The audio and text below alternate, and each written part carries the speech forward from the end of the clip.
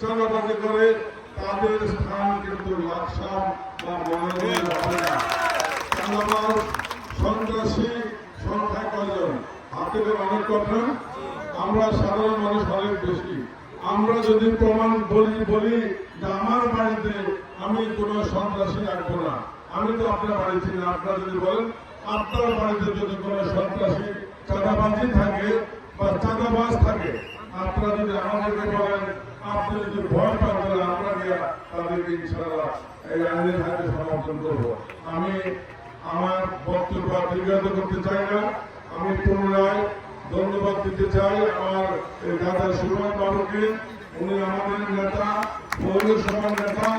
আপনাদের দোয়া থাকলে আগামী দিনে আমরা ওনাকে আরো বড় জানাই দেব।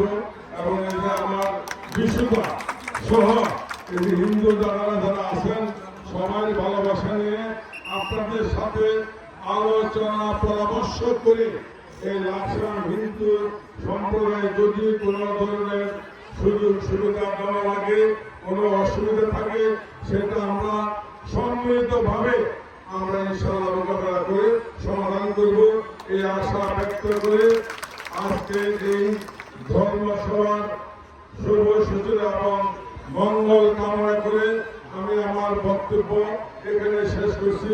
সবাইকে ধন্যবাদ।